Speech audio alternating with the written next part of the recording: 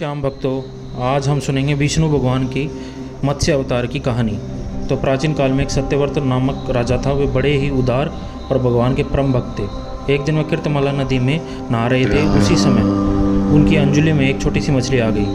उसने अपनी रक्षा की पुकार की। उस मछली की बात सुनकर राजा उसे कमंडल में अपने आश्रम ले आया।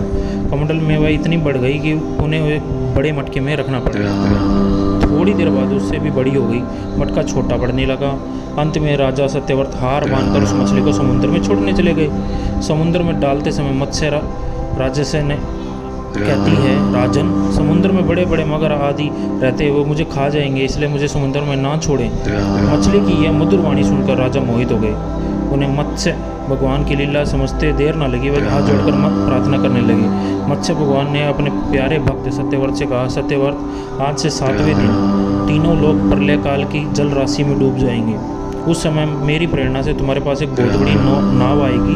तुम सभी जीवों, पौधों और अनादि बीजों को लेकर सप्त ऋषियों के साथ उस पर बैठ जाए। जब तेज आंधी आई चलने के कारण नाव डगमगाने लगेगी, तब मैं इसी रूप में आकर तुम लोगों की रक्षा करूँगा। भगवान राजा से इतना कहकर अंतर ध्यान हो गया। अंत में वह समय आ पहुँचा। राजा सत्यव्रत के देखते देखते सारी पृथ्वी पानी में डूबने लगी। राजा ने भगवान की बात याद आई और उन्हें याद करने लगे। वे बीजों को लेकर सप्तऋषियों के साथ तुरंत नाव पर सवार हो गए। सप्तऋषियों की आज्ञा से राजा ने भगवान का ध्यान किया।